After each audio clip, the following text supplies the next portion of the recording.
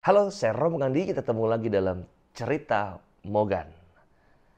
Hari ini kita akan merenungi dari Injil Matius 11 ayat 28 sampai dengan 30.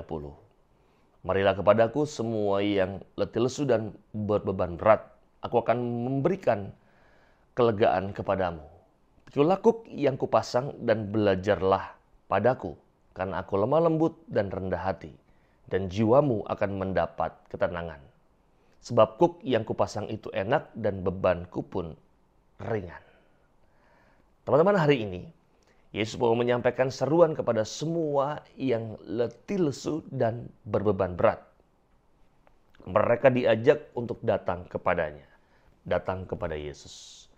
Maka kalau kita melihat konteksnya, yang ia maksudkan adalah orang-orang Yahudi yang letih lesu karena harus melaksanakan begitu banyak peraturan yang diajarkan oleh para ahli Taurat.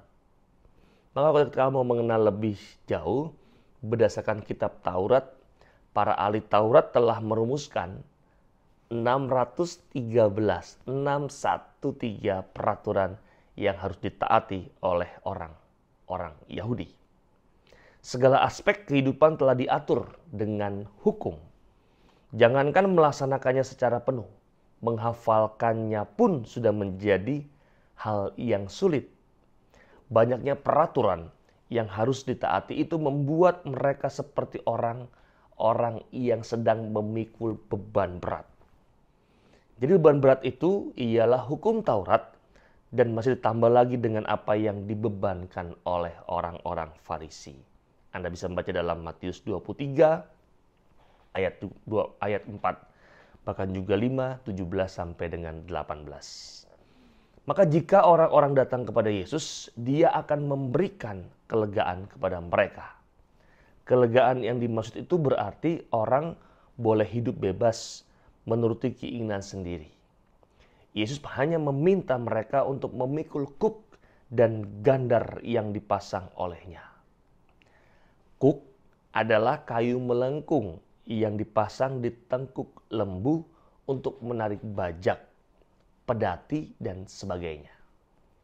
Dan para rabi Yahudi biasa menjadikan kuk atau gandar sebagai kiasan untuk hukum Taurat. Maka seperti itulah kuk yang dipasang Yesus kepada orang-orang yang datang kepadanya. Kuk yang dimaksudkan Yesus adalah melakukan apa yang dikehendaki Allah dalam hukum Taurat. Pada dasarnya, hukum ini mengajarkan agar orang mengasihi Allah dan juga mengasihi sesama dengan hati yang tulus. Kata kuncinya itulah. Semua hukum itu mau melukiskan bagaimana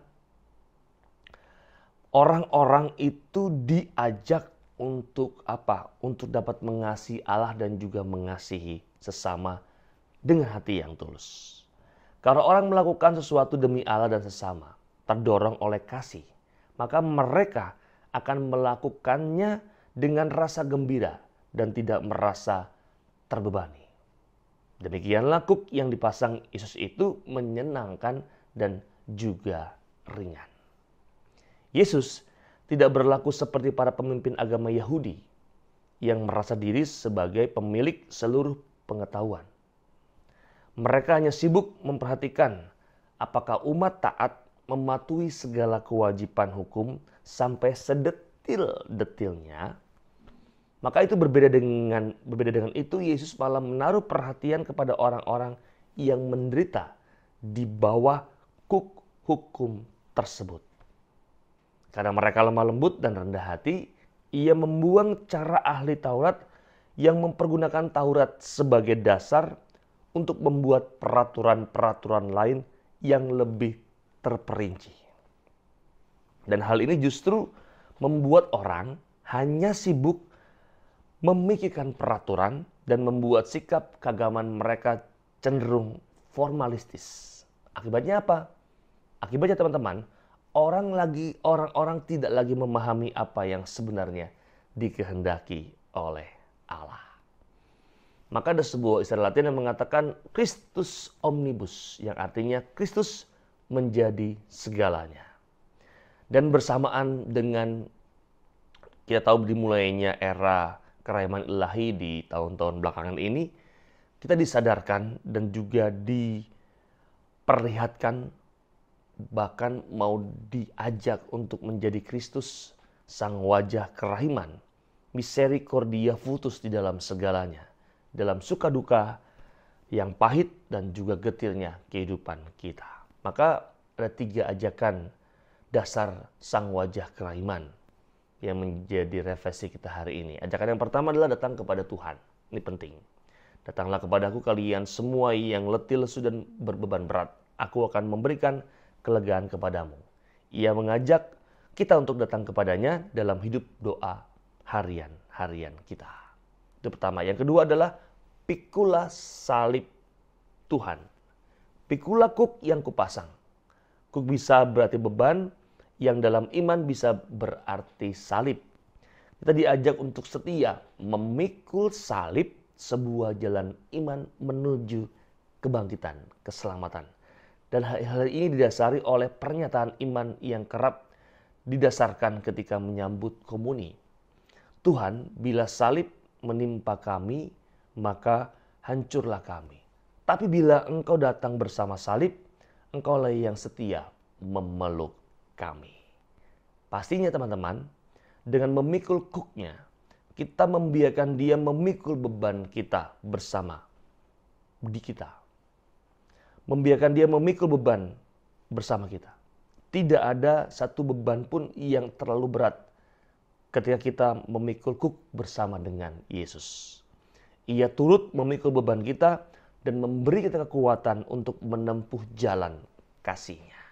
Itu yang kedua sebagai ajakan dasar. Pikulah salib Tuhan. Ajakan yang ketiga adalah belajarlah dari Tuhan. Belajarlah padaku, karena aku lemah lembut dan rendah hati. Ia mengajak kita untuk menjadi apa? Menjadi homo studentes. Manusia yang terus-menerus mau belajar menjadi muridnya.